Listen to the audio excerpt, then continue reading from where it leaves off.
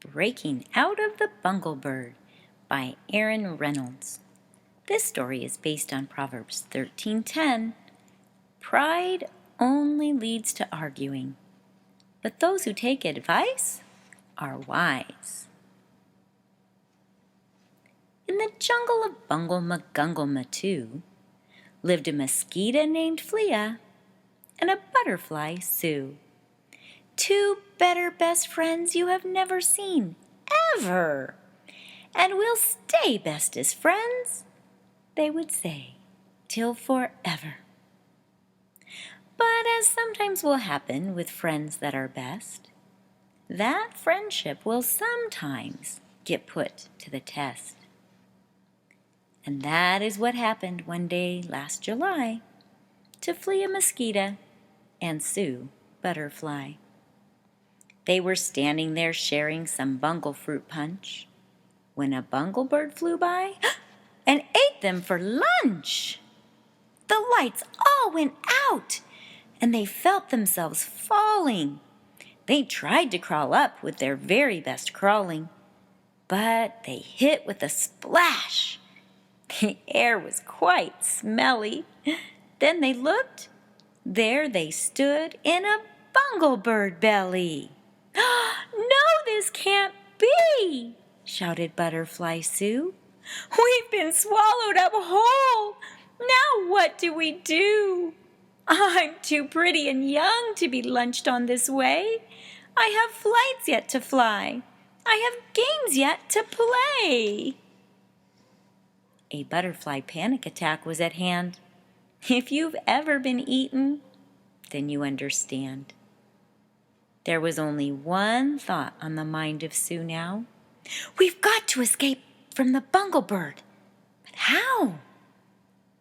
She said, "The time has come for great thoughts to be thinked, for ideas to be hatched, for a plan to be inked. For any ideas far-fetched or absurd, we must form a plan to break out of this bird." So silence came over the two in the tummy of this bird who had thought that these bugs would be yummy. They thinked and they thinked and they thinked some more. They thinked and they thinked till their thinkers were sore. Until lo and behold, the mosquito named Flea jumped up and said, "Sue, I've got an idea." "Oh, be quiet, Flea," said Butterfly Sue. "You've upset the thinking I'm trying to do."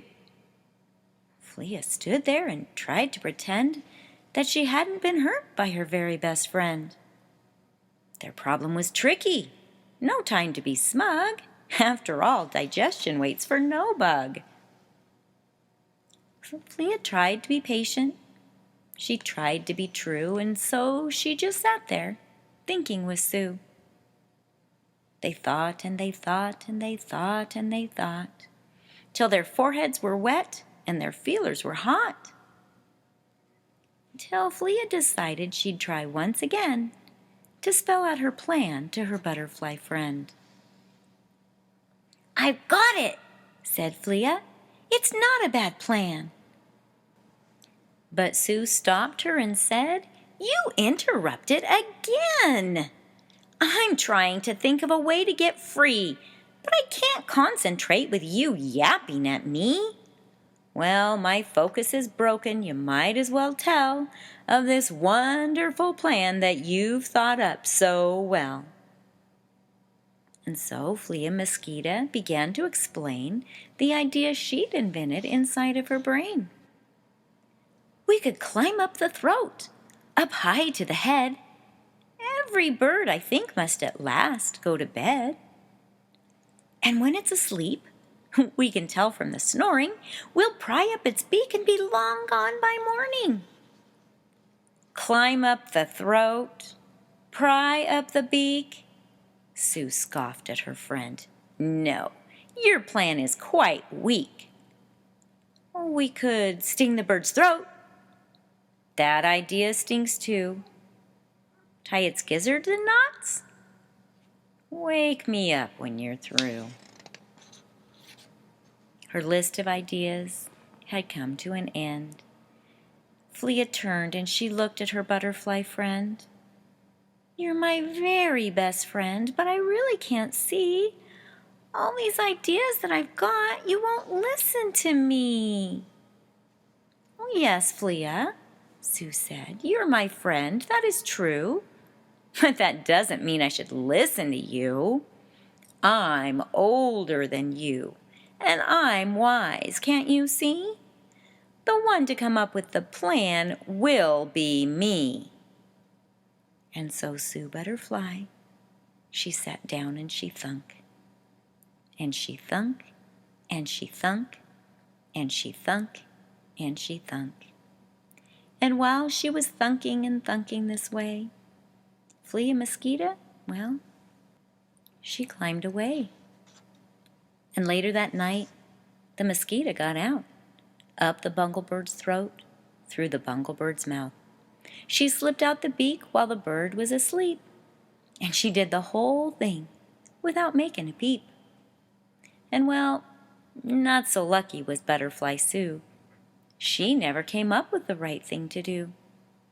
The butterfly thought only she knew the way, so she's probably still in that belly today. It's really too bad.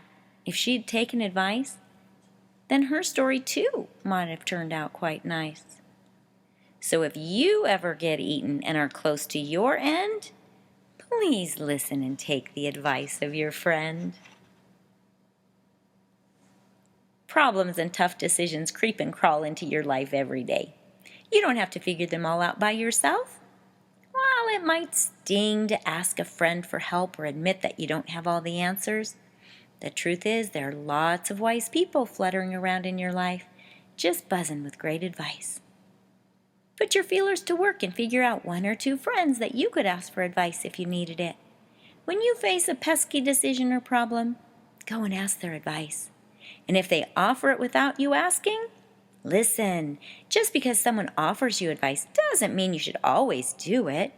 Buzz over to the Bible and see if the advice matches what God has to say about your problem.